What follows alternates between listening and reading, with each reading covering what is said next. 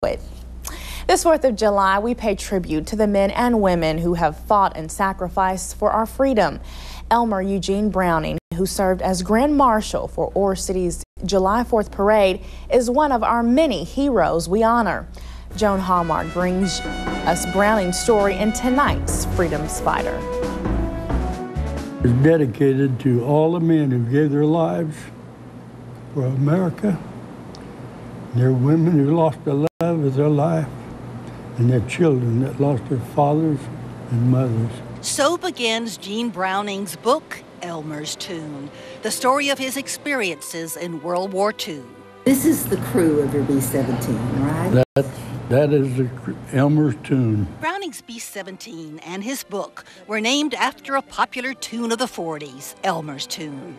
Since Browning's first name is Elmer and the pilot's name was Elmer too, Elmer's Tune just seemed to fit. All 10 of us survived it. Browning says although he knows it was a long time ago, it sometimes seems like only yesterday that he flew 35 missions over enemy territory during World War II.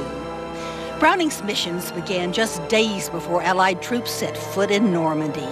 On July 6, 1944, Browning's bomber was among the first to hit the beach. We knew that there was going to be a lot of bloodshed that day. As a ball turret gunner, Browning had to contort his body into the ball turret under the belly of the plane. His deepest fear of falling out of the turret almost came true in a July 21st bombing mission over Germany. The door, the hatch came open, and that was pretty scary. Could you just had to hang on, or you'd fall into space, or what? I had to hang on for all I was worth. Browning was only dangling in the air for seconds, but it seemed like an eternity. It might sound funny to somebody, but it felt like there was a big hand that pushed me right back in. One of the many miracles that were to get Browning and his entire crew through 35 missions with only minor injuries, although others all around them would never see their homeland again.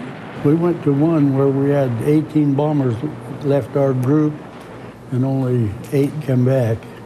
We lost 10 bombers and there was 100 men gone right there. Pretty sad that day. The American bombers had been attacked by over 300 German fighter planes. On a mission to Munich, Browning's plane almost was downed as well. Before we got to the target, we got the first engine shot out. So the pilot said we couldn't keep up with the rest of the formation. So we decided to head back to England by ourselves. As the plane traveled back toward England, it lost a second and third engine. Tossing everything possible into the English Channel, the plane made it back on one engine. The pilot set it down on an expanded metal runway, and the plane rolled probably about 50 yards, and that last engine exploded. So I look back now, and I think we were indeed fortunate to complete 35. Although it did take 7 airplanes to make it. We got them shot up pretty bad. Every time we'd get one shot up and come make it back, they'd give us another one. I figured there was a much higher power that kept us going. After each of his 35 missions, Browning would describe what had happened in a book. And this served as the basis for his book, Elmer's Tune. They were just a wonderful bunch of guys. Browning's wife, Melba, helped him put his notes into book form. It was a labor of love and patriotism for both of them. Among his many medals, Gene Browning was awarded the Distinguished Flying Cross and the Air Medal with 4 oak leaf clusters for valor in battle. July 4th, to me, is freedom in our country. And freedom is not free. I like the name freedom, but it's pretty costly. A cost paid by many, and one we honor this 4th of July. Joan Hallmark, KLTV 7 News. The book Elmer's Tune can be ordered from the Brownings at 770-500-2668. Again, that number is 770-500-2668. What a great story. And of course,